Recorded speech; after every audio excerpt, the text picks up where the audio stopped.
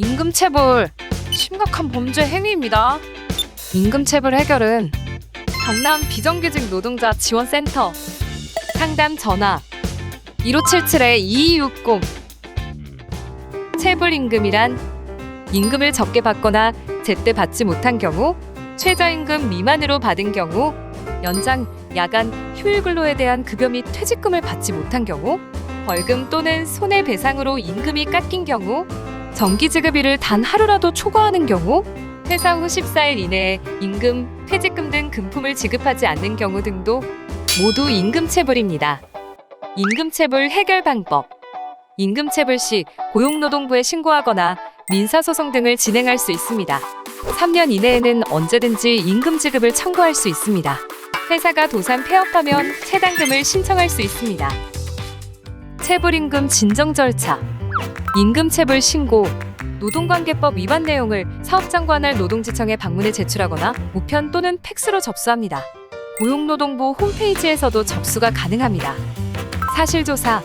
근로감독관이 노동자 및 사용자를 대상으로 접수된 진정 내용의 사실관계와 정당성을 출석 또는 서면을 통해 확인합니다.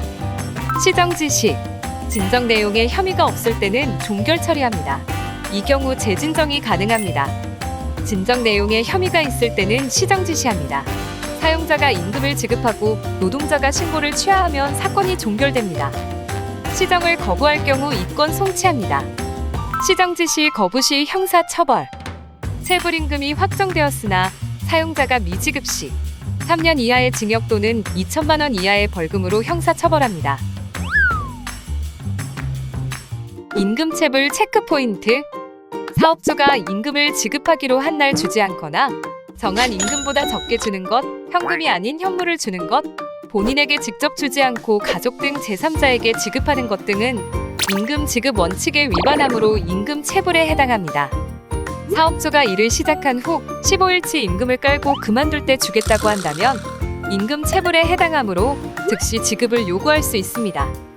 사업주가 최저임금에 미달하는 임금을 지급했다면 최저임금과 받은 시급의 차액만큼 임금체불에 해당하므로 그 차액 지급을 요청할 수 있습니다. 일하는 동안에 체불임금을 요구하기가 껄끄럽다면 일을 그만둔 후에 요구해도 됩니다. 이때는 일을 그만두기 전에 체불임금 입증 자료를 잘 확보해 두어야 합니다. 체불임금 청구는 체불 사실이 발생한 시점으로부터 3년 이내이므로 그 기간 안에 청구할 수 있도록 유의해야 합니다. 체당금 제도. 회사가 망해도 체불임금은 받을 수 있습니다. 일반 체당금. 회사가 망해서 사용자에게 임금 지불 능력이 없는 경우 국가가 임금 및 퇴직금을 대신 지급해주는 제도입니다. 노동청에 임금체불 진정과 함께 체당금을 신청합니다. 총 상한액은 2,100만 원이지만 나이에 따른 상한액이 있습니다. 소액 체당금. 회사가 망하지 않아도 퇴직 노동자에게 체불임금의 일부를 지원해주는 제도입니다. 퇴직일까지 회사가 6개월 이상 영업을 했고 퇴직 다음 날로부터 2년 이내에 소송 승소 확정 판결을 받아야 합니다. 근로복지공단에 지급 청구서를 제출해야 합니다. 임금체불 심각한 범죄 행위입니다. 임금체불 해결은 경남 비정규직 노동자 지원센터 상담 전화 1577-2260.